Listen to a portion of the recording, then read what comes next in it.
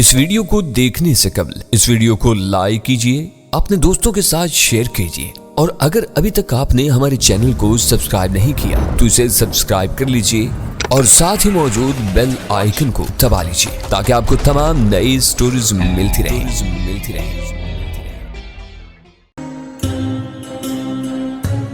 بسم اللہ الرحمن الرحیم۔ ڈسکور اوریجنل کے معزز ناظرین، السلام علیکم۔ اب کس نمبر 472 ملاحظہ فرمائیں۔ جب ٹیکسی رکی تو میں نے اللہ کا شکر ادا کیا۔ نازو نے مجھے اشارے سے منع کر دیا کہ میں اپنے خیالات اور سیاسی نظریات کے اظہار کی کوشش نہ کروں۔ میں خود بھی احتیاط کے تقاضوں کو سمجھتا تھا۔ دیار غیر میں دوست نظر آنے والے کو بھی دوست سمجھنا نقصان کا سبب ہو سکتا تھا۔ دشمن تو خیر دشمن ہی ہوتا ہے۔ نازو کی زنانہ منطق یہ تھی کہ ٹیکسی ڈرائیور خفیہ پولیس کا آدمی ہو سکتا ہے جو ہر اجنبی پر نظر رکھتے ہیں۔ نازو نے ایک بار میرے کان میں کہا، اسے اپنے بارے میں اور کچھ مت بتا دینا، کہیں جوش میں آ جاؤ مت۔ میں نے ساری لا کے کہا ٹھیک ہے۔ دوسری بار اس نے کہا، یہ تم سے پوچھے گا کہ بمبئی میں کب تک قیام ہوگا اور کہاں ٹھہرو گے، یہاں سے کہاں جاؤ گے؟ میں نے کہا نہیں بتاؤں گا۔ تیسری بار اس نے کہا، یہ پوچھے گا کہ پاکستان میں کہاں سے آئے ہو؟ میں نے اس کی بات کاٹ کے کہا، یہ بھی نہیں بتاؤں گا۔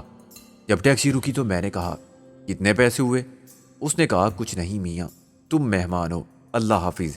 اور اس سے پہلے کہ میں کچھ کہتا وہ ٹیکسی سمیت غائب ہو گیا۔ میں نے نازو کو گھور کے کہا، یہ ہے تمہاری کیا فاشناسی؟ ایسے ہوتے ہیں خفیہ پولیس والے؟ اس نے کوئی سوال نہیں کیا۔ نازو نے خفت سے کہا، باتوں سے لگتا تھا۔ میں نے کہا، مجھے تو لگتا ہے کہ تمہاری باتیں سن کے وہ برا مان گیا۔ میں تو تمہارے کان میں بات کر رہی تھی، میں تو خیر بہرا ہوں، اس لیے تم اونچا بول رہی تھی، مگر اس کے کان تیز تھے۔ میں نے کہا، تم نے اس کے جذبات کو ٹھیس پہنچائی ہے، کیا تم خاموش نہیں رہ سکتے؟ نازو نے خفگی سے کہا، ہم دونوں ایک دوسرے سے خفا چلتے رہے اور لوگوں سے پتہ معلوم کرتے رہے۔ ٹیکسی ڈرائیور نے دوسری بار ہماری مدد نہیں کی تھی، اس سے یہی ظاہر ہوتا تھا کہ وہ برا مان کیا تھا۔ 10 منٹ بعد میں نے ایک پرانی عمارت کی دوسری منزل کے فلیٹ کا دروازہ بجایا۔ نازو نے جہالت کی اس مظاہرے پر مجھے ملامت بھری نظروں سے دیکھا اور کال بیل کا سوئچ دبایا جو میں نے نہیں دیکھا تھا۔ سوئچ ٹوٹا ہوا تھا۔ نازو کو کرنٹ لگا تو اس نے چیخ ماری۔ اب میں نے اسے ملامت بھری نظروں سے دیکھا، وہ مزید خفا ہو گئی۔ گل نے دروازے تک آ کے پوچھا، کون ہے؟ میں نے کہا، کوئی نہیں۔ اس نے ایک دم پورا دروازہ کھول دیا اور نازو سے لپٹ گئی۔ رابعہ اندر سے بھاگی ہوئی آئی اور ٹھٹک کر رک گئی۔ خوشی سے اس کا چہرہ چمک رہا تھا۔ میں نے دروازہ اندر سے بند کر دیا۔ کہاں سے آ رہے ہو تم دونوں؟ رابعہ نے کہا۔ دھکے کھا کے میں نے کہا، تم کیا کھلاؤ گی ناشتے میں؟ پہلے بتاؤ، ان دونوں کا کچھ پتہ چلا؟ ہاں، یہ معلوم ہو گیا کہ ان کے بارے میں کچھ معلوم کرنا بھی آسان کام نہیں ہے۔ میں نے کہا، یہ کیا بات ہوئی؟ رابعہ نے کہا، تم نے بڑی پھرتی دکھائی مکان تلاش کرنے میں۔ کیسے مل گیا یہ مکان اور کیا سلسلہ ہے؟ پگڑی پر ہے یا کرائے پر؟ میں نے کہا، ویسے خاصی محفوظ جگہ ہے۔ رابعہ نے کہا، یہ بھی انہی کے کوئی جاننے والے تھے، ایسے ہی بات ہوئی تو انہوں نے کہا کہ مہینے 2 مہینے کے لیے چاہیے تو یہ فلیٹ لے لو۔ ظاہر ہے ہماری ضرورت اس سے زیادہ کی تو تھی نہیں، ہم کل شام کو ہی آ گئے تھے۔ اس فلیٹ میں جو میاں بیوی رہتے ہیں وہ ہنی مون پر گئے ہوئے ہیں۔ میں نے ادھر ادھر دیکھتے ہوئے کہا، دیکھنے سے تو اندازہ نہیں ہوتا کہ یہ کسی نئے شادی شدہ جوڑے کا مکان ہے، نہ وہ سجا ہوا ہے اور نہ جہیز کا نیا سامان، نہ سیرے کے مرجھائے ہوئے پھول اور وہ خوشبو۔ رابعہ ہنسی، یہ سب یہاں نہیں ہوتا۔ نازو اور گل دوسرے کمرے میں ایک ساتھ بول رہی تھی۔ میں نے رابعہ کے ساتھ کچن کا رخ کیا جہاں وہ ناشتے کی تیاری میں مصروف تھی۔ فلیٹ پوری طرح آراستہ تھا، چنانچہ ہمیں گھر کا اسباب خریدنے کی ضرورت نہیں تھی۔ میں نے رابعہ کو بتایا کہ گزشتہ رات بھی ہم نے ایک ایسی فلیٹ میں گزاری تھی۔ وہ کھانے پینے کا سامان ساتھ لائی تھی۔ جتنی دیر میں اس نے چائے بنائی، انڈے فرائی کیے اور سلائس گرم کیے، میں نے اسے بار بار سے پاروتی کے فلیٹ تک پہنچنے کی پوری کہانی سنائی۔ وہ بڑی دلچسپی سے سنتی رہی۔ جب ہم اس فلیٹ میں فرش پر بیٹھ کے ناشتہ کر رہے تھے تو صبح کے 7:30 بجے تھے۔ نازو نے کہا، ان کی کھوپڑی میں کوئی زبردست پلان ہے، مجھے تو نہیں بتایا، تم پوچھو۔ میں نے کہا، ان سے پوچھو کہ آس پاس خفیہ پولیس کا کوئی آدمی تو نہیں ہے۔ رابعہ نے ہم دونوں کو غور سے دیکھا۔ تمہاری آپس میں بات چیت بند ہے، کوئی لڑائی ہوئی ہے؟ ایک بار نہیں 2 بار۔ میں نے کہا، پہلی بار میں نے مروت میں معافی مانگ لی تھی، اب اس کی باری ہے۔ معافی مانگتی ہے میری جوتی؟ نازو نے چیخ کے کہا، اوکے، ہم نے تمہیں جوتی سمیت معاف کیا۔ میں نے کہا، اور اب میں آتا ہوں اپنے ماسٹر پلان کی طرف۔ گل بی بی، اس پلان کی کامیابی کا انحصار تمہارے حوصلے پر ہے۔ میں جانتا ہوں کہ تم ان دونوں سے زیادہ نڈر ہو. یہ بتاؤ گل خان کیسا آدمی ہے؟ گل نے حیران ہو کے کہا. گل خان؟ میں نے کہا پاکستان سے تم ہمارے ساتھ گل خان بن کے آئی تھی اور اب جو مرحلہ درپیش ہے اسے گل خان ہی سر کرے گا. آپ کا مطلب ہے بھائی سکندر کے میرا مطلب تم نے بالکل ٹھیک سمجھا. میں نے کہا اب سے کچھ دیر بعد تمہیں مردانہ گیٹ اپ میں رابعہ کے ساتھ جانا ہے اور ایک چھوٹا سا مگر خطرناک ڈرامہ کرنا ہے. پیلیاں مت بجھواؤ، صاف بات کرو. رابعہ نے جھنجھلا کے کہا. تم نے شوہر تو دیکھے ہوں گے جو نئے ہوتے ہیں. میں نے اپنی بات جاری رکھی. بانگ کے چھبیلے اپنی نئی نویلی دلہن کی خر ادا پر سو جان سے فریفتہ نظر آنے والے اور نیاز مندی میں غلامی پر کمر بستہ، زبان سے ہی نہیں عمل سے بھی آسمان کے ستارے توڑ لانے پر آمادہ. فلموں، زنانہ رومانی ناولوں کے علاوہ آپ سب نے اپنے اپنے خوابوں میں بھی دیکھے ہوں گے. گل کھل کھلا کے ہنس پڑی مگر رابعہ نے اکڑ کر کہا خواہ مخواہ میں بیچ میں مت لائیں، ہم نہیں دیکھتے ایسے خواب. تو پھر کیا دیکھتی ہیں؟ کالا کلوٹا موٹا بدا گنجا کبڑا کھوں کھوں کرتا دلہا. میں نے کہا یہی تو مشکل ہے تم لڑکیوں کی، سچ کو بھی جھٹلا دیتی ہو. ارے بھائی اگر میں نے مثال دے ہی دی کہ تمہیں خواب میں ہم جیسے دلہا دکھائی دیتے ہیں تو یہ کون سی معیوب بات ہے؟ اچھی بات ہے. یہ تو پتہ چلتا ہے اس سے کہ آپ لوگوں کی نظر کمزور نہیں ہے اور عقل بھی ٹھیک ہے. خیر یہ بات تو ضمنی تھی. تم دونوں زندگی کے سفر کا آغاز کرنے والے خوش باش خوش پوش اور خوش شکل جوڑے کی قابل رشک زندگی کا کردار ادا کرو گے.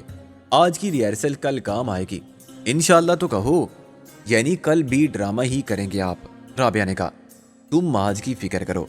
تمہیں گل خان کی زوجہ گل جان کا رول قبول ہے؟ باواز بلند 3 بار کہو قبول ہے. نازو ہنسنے لگی. قاضی بن کے پورا نکاح کیوں نہیں پڑھا دیتے؟ اچھا مذاق ختم. میں نے کہا گل تم کو رابعہ کے ساتھ ایک جیولر کی دکان پر جانا ہوگا. جیولر کا نام ہے ٹی کشن چند. کل نازو نے پہلے اسے سب کے سامنے اچھالا اور نیچے گرا دیا، پھر کھڑا کیا اور اسے ساتھ اغوا کر کے لے گئی. آدھے رات سے مجھے گاڑی سے بھی گرا کے پیدل کر دیا، حالانکہ گاڑی اسی کی تھی. وہ بہت مشتعل ہوگا. نازو ہنسی. اب تک گاڑی مل گئی ہوگی اسے، نہیں ملی ہوگی تو دوپہر تک مل جائے گی. تاہم وہ اپنی اس بے عزتی کا بدلہ لینے کے لیے بے تاب ہوگا. میں نے کہا نازو نے صبح پھر آنے کا وعدہ کیا تھا. مجھے یقین ہے کہ اندر ہماری استقبال کے لیے تریونی ضرور ہوگا. دلاور کی موجودگی بھی خارج امکان نہیں. دکان کی ہر سمت سے نگرانی جاری ہوگی. میں اور نازو وہاں نہیں جا سکتے کیونکہ نازو کو کشن چند پہچانتا ہے اور مجھے تریونی. اگر دلاور بھی ہوا تو کیا ہوگا؟ رابعہ نے کہا کیا وہ مجھے نہیں پہچانے گا؟ کیسے پہچانے گا؟ تم ایک غیرت مند مسلمان کی با پردہ با یا منکوہا کی طرح برقع اوڑھ کے جاؤ گی. میں نے کہا برقع یہاں نہیں ملے گا. رابعہ نے کہا چلو برقع نہ سے ہی چادر تو ملے گی. تم چادر سے منہ سر ڈھانپ کر جاؤ گی اس طرح کہ صرف تمہاری آنکھیں دکھائی دے. گل کا بیک اپ صحیح ہونا چاہیے. ہمارے پاس اتنا وقت نہیں ہے کہ ہم کسی بیک اپ مین کی خدمات حاصل کریں. گل کا مسئلہ یہ ہے کہ یہ خوبصورت ہے. خیر خوبصورت تو نوجوان بھی ہوتے ہیں لیکن اس کی آواز میں آواز کو تھوڑا بہت مردانہ بنا لوں گی. گل نے کہا کیسے؟ ذرا نمونہ تو پیش کرو. رابعہ سے کہو. کیا کہوں؟ گل نے شرماتے اور ہنستے ہوئے کہا وہی بات کہو جو تم کو دکان میں جا کے کرنی ہوگی. تم اسے کوئی بہت بیش قیمت سیٹ تحفے میں دینا چاہتے ہو. پیسہ تمہارے لیے کوئی مسئلہ نہیں. تمہاری بیوی کی پسند بہت اعلیٰ ہے. اب بولو. گل نے جیمتے مسکراتے ایک جملہ کہا. پہلی کوشش خاصی مضحکہ خیز تھی. ہم سب ہنسنے لگے. اس نے دوسری مرتبہ زیادہ اعتماد کے ساتھ بات کی. میں نے کہا یہ چلے گا. اس میں شوہرانہ گرج تو نہیں ہے لیکن چلے گا. کچھ مردوں کی آواز 50% زنانہ ہوتی ہے. اب یہ سمجھ لو کہ تمہیں اندر کچھ وقت گزارنا ہے. رابعہ کی اس چادر میں جو پردے کے لیے استعمال ہوگی مشین گن پوشیدہ رہے گی. تم بہتر سے بہتر کی فرمائش کرتے رہنا. ویسے تو خود سیل مین بھی اچھے گاہک کے سامنے ساری دکان لا کے رکھ دیتے ہیں. کسی بھی چیز کو ایک نظر ڈال کے مسترد مت کرنا. دیکھ بھال کے اور آپس میں بات کر کے مسترد کرنا کیونکہ تمہیں کچھ وقت گزارنا ہے. کتنا وقت گزارنا ہے آخر؟ رابعہ نے کہا یہ ابھی میں کیسے بتاؤں.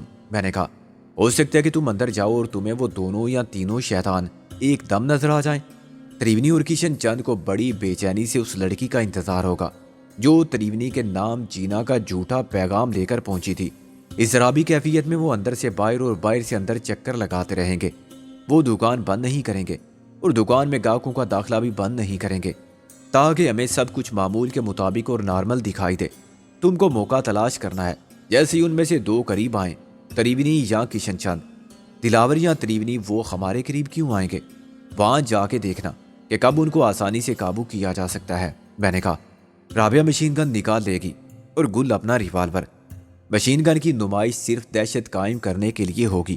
کوئی جیولر اپنی دکان کے اندر خون ریزی نہیں چاہتا۔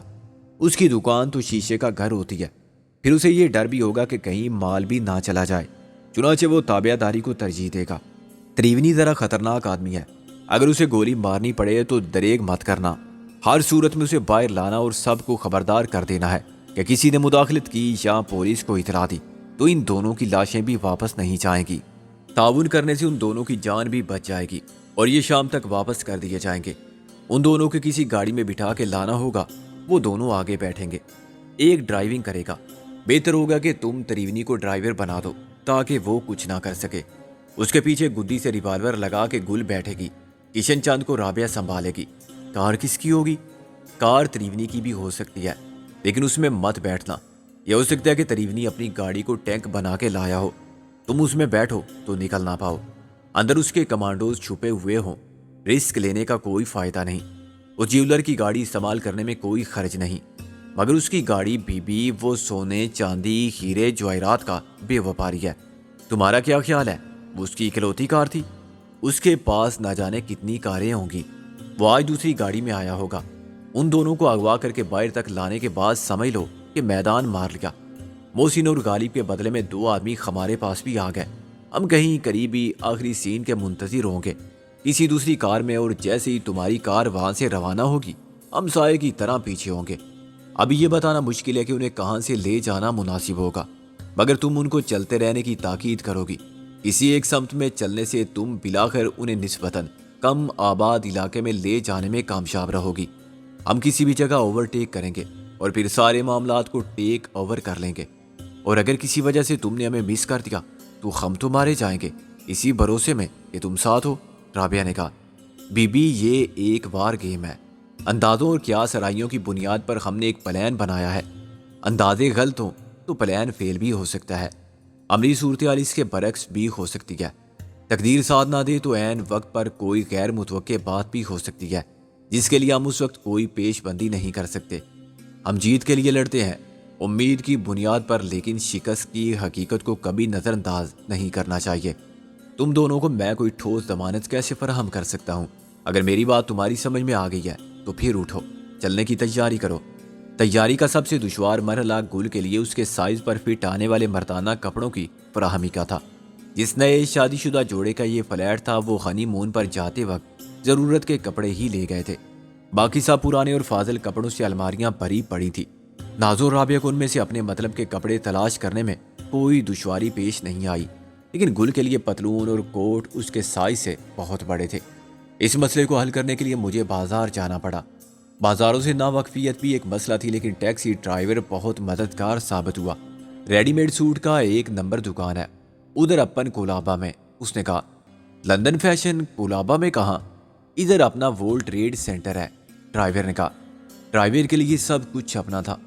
جب مجھے لندن فیشن سے بھی گل کے سائز کا مردانہ سوٹ نہیں ملا تو اس نے کہا، ابھی اپنا لندن فیشن کا دوسرا برانچ بھی ہے۔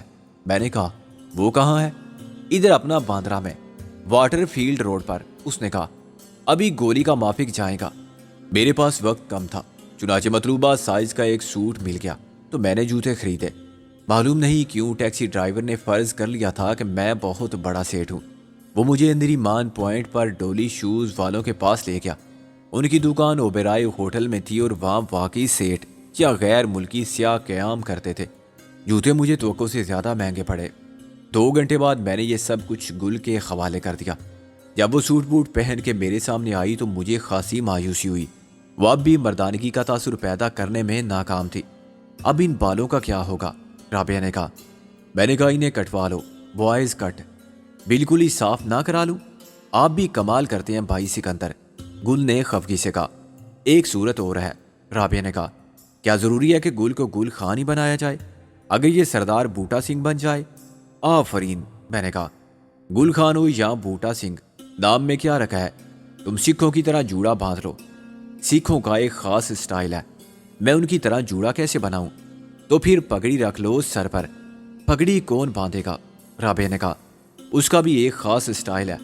مجھے یاد آیا، میں نے کہا جب میں واپس آ رہا تھا تو میں نے کہیں ایک دکان دیکھی تھی، ہیڈ ویئر ان کے پاس ہر چیز تھی جو سر پر رکھی اور اوڑھی جا سکتی تھی۔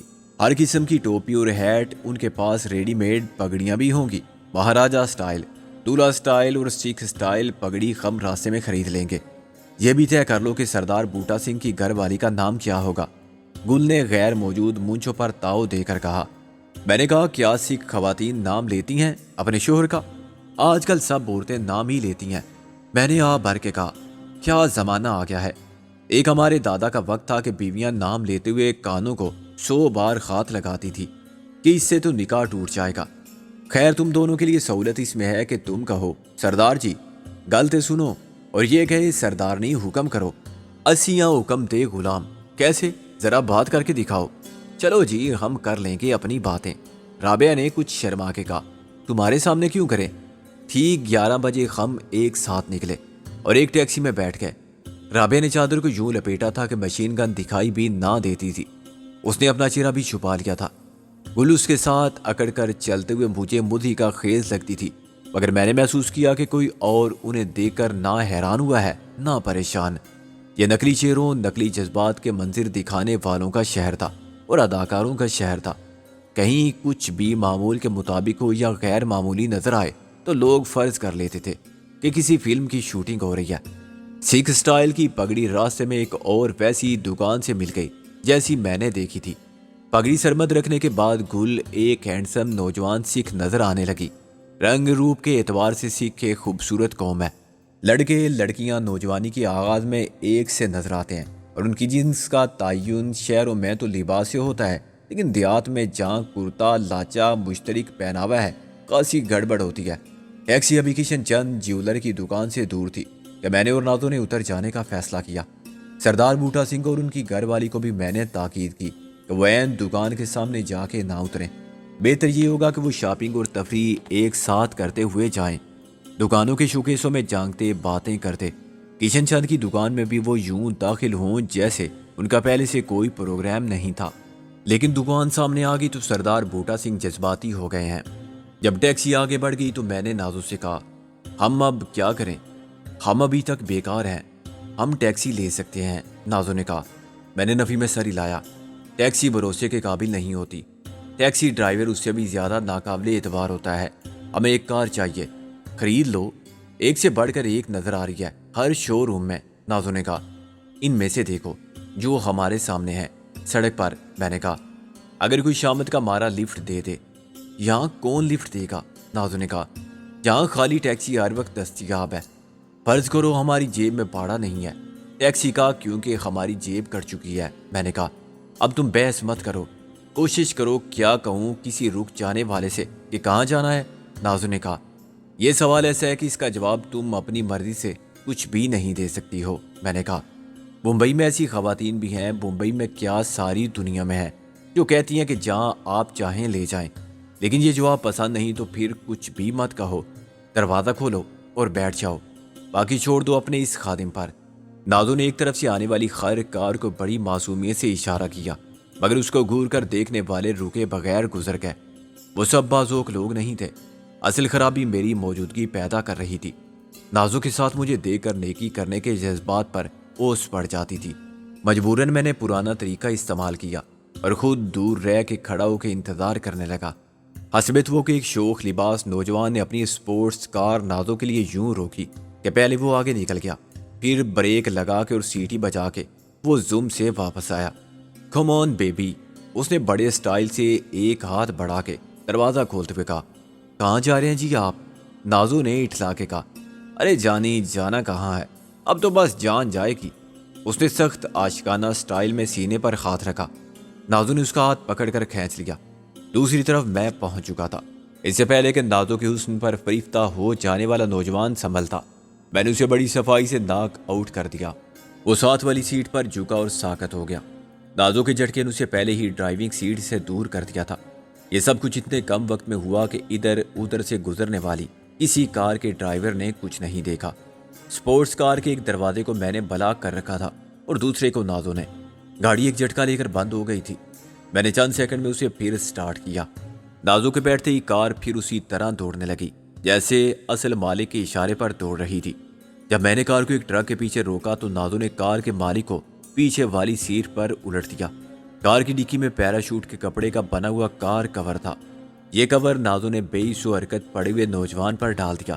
ایک بار ہم کشن چند کی دکان کے سامنے سے اندر اور باہر کی صورتحال کا جائزہ لیتے ہوئے گزر گئے۔ اندر بھی سب کچھ معمول کے مطابق تھا۔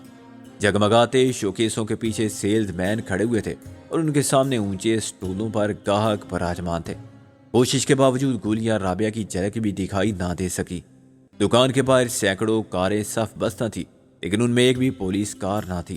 یہ اندازہ کرنا تقریباً ناممکن تھا کہ کس کار میں ہمارے دشمن شکاری مورچہ باندھا ہے۔ ایک دن بے اسٹریٹ سے گزر کے اور دائیں بائیں خط پر گھوم کے پھر اسی سڑک پر پہنچا تو مجھے احساس ہوا کہ کہیں کچھ گڑبڑ ضرور ہے۔ اس گڑبڑ کا احساس مجھے نازو نے یاد دلایا۔ سکندر، کیا کوئی ہمارا تعاقب کر رہا ہے؟ میں نے کہا اس کا مطلب ہے کہ یہ میرا وہم نہیں، ایک حقیقت ہے۔ شک مجھے بھی پہلے ہوا تھا، لیکن اب شک کی گنجائش نہیں رہی۔ وہ گاڑی جو مجھے مسلسل بیک ویو مرر میں نظر آ رہی تھی ایک دم آگے بڑھ گئی۔ اس نے ہماری سپورٹس کار کو اوورٹیک کیا اور عین ہمارے سامنے آ کے ہمارا راستہ روک دیا۔ گاڑی کو ایک نوجوان چلا رہا تھا۔ اس کی صورت نے مجھے ذرا سی دیر کے لیے چکرا دیا۔ اگر فرق لباس کا نہ ہوتا تو شاید میں پلٹ کر دیکھتا کہ کہیں وہ نوجوان سیٹ پر سے غائب تو نہیں ہو گیا ہے جسے ہم نے بڑی احتیاط کے ساتھ سیٹ کور کے نیچے چھپا دیا تھا۔ اس دوسرے نوجوان کی صورت ناقابل یقین حد تک اس کار کے مالک کی صورت سے ملتی تھی جسے ہم بڑے اعتماد کے ساتھ چلا رہے تھے۔ ایک شوخ طرح دار حسینہ اس کے ساتھ فلمی پوز بنائے بیٹھی ہوئی تھی۔ جب وہ اتر کے میرے قریب آیا تو میں نے کہا، جی کیا تکلیف ہے آپ کو؟ راستہ کیوں بلا کیا ہے میرا؟ سوال انگریزی میں کیا گیا تھا، چنانچہ وہ محتاط ہو گیا اور اس کے تیور بھی پہلے جیسے جاریانہ نہیں رہے۔ I am sorry. انگریزوں کا مزاج یہ ہے کہ جب تک انہیں واقعی افسوس یا شرمندگی نہ ہو وہ ایسا نہیں کہتے، لیکن ہم تو اس جملے کا استعمال عادتاً کرتے ہیں۔ مجھے بالکل ایسا نہیں لگتا کہ آپ کو اپنی غلطی کا احساس بھی ہے، میں نے کہا۔ وہ مزید نروس ہو گیا۔ اس نے اپنی گرل فرینڈ کی طرف خفت سے دیکھا، جس کی مسکراہٹ میں تمسخر کا رنگ اس کے جذبات کو مجروح کرتا تھا۔ یہ گاڑی آپ کیوں چلا رہے ہیں؟ اس نے ایک احمقانہ سوال کیا اور میری گاڑی کی طرف دیکھا۔ وہ گاڑی آپ کیوں چلا رہے ہیں؟ میں نے اسی کے لہجے میں کہا اور اس کی گاڑی کی طرف دیکھا۔ نازو کھلکھلا کے ہنس پڑی۔ وہ سمجھ گئی تھی کہ میں نفسیاتی غلبہ حاصل کر چکا ہوں اور وہ نوجوان جس نے شک کیا تھا تو کوئی غلطی نہیں کی تھی۔ خواہ مخواہ یہ سمجھنے لگا تھا کہ اس سے کوئی خلاف تہذیب حرکت سرزد ہوئی ہے۔ نازو کی ہنسی نے اسے نروس کر دیا تھا۔ وہ دراصل یہ کار میرے بھائی نریندر کی ہے، وہ بولا۔ میں نے گاڑی کو ریورس گیئر میں ڈالتے ہوئے کہا، اگر صرف یہی بات بتانے کے لیے آپ نے اتنی زحمت کی تھی تو شکریہ۔ نریندر میرا بھی دوست ہے، میرا نام ہے اگروال۔ آپ سے چھوٹا ہے نریندر؟ اب وہ شائستگی سے مسکرانے لگا۔ اس نے ہاتھ بڑھا کے مصافحہ کرتے ہوئے کہا، نریندر مجھ سے 5 منٹ بڑا ہے، میرا نام سریندر ہے۔ آج آپ سے اس کی ملاقات تو ہوگی؟ میں نے کہا ہاں، اسے ہم لنچ کے لیے پک کریں گے، بلکہ یوں سمجھیے کہ لنچ پر یہ گاڑی ہم اسے واپس کریں گے۔ بس اسے بتا دینا کہ میں پونا جا رہا ہوں، کل واپس آؤں گا۔ Thank you and sorry again, وہ بولا۔ میں نے بھی مسکرا کے کہا، میں بتا دوں گا اسے۔ پہلے میرا ارادہ گاڑی کو واپس لے جا کر آگے نکل جانے کا تھا۔ اب میں نے اسے موقع دیا کہ وہ سامنے سے گاڑی ہٹا لے اور پہلے روانہ ہو جائے۔ ہم ایک ساتھ چلے، مگر وہ تیز رفتاری کا عادی تھا یا خفت مٹانے کے لیے بھاگ جانا چاہتا تھا۔ 1 منٹ میں 1 فرلانگ آگے نکل گیا۔ میں نے کار کو 1 فرلانگ کے بعد پار کر دیا۔ اس وقت تو بال بچے، نازو نے کہا۔ میں نے کہا ہاں، لیکن اگر بڑے بھائی کچھ کہنے لگے یا آپ بھی کرتے رہے تو ہمارا بنا بنایا کام بگاڑ دیتے۔ ہمارا کیا کام بگاڑتے؟ دخل در معقولات کی سزا جھوٹے کو ملتی، وہ خود بھی مارا جاتا اور بیچاری گرل فرینڈ۔ تم نے کیسے اندازہ کر لیا کہ وہ گرل فرینڈ تھی؟ بیوی یا بہن نہیں ہو سکتی تھی؟ نازو ہنسی۔ نہیں، بیویوں کے یہ انداز نہیں ہوتے۔ اچھا پھر کیا انداز ہوتے ہیں؟ میں نے کہا۔ نازو بولی، جب بیوی آئے گی تو معلوم ہو جائے گا۔ میں نے کہا تمہارے انداز بھی بدل جائیں گے بیوی بننے کے بعد۔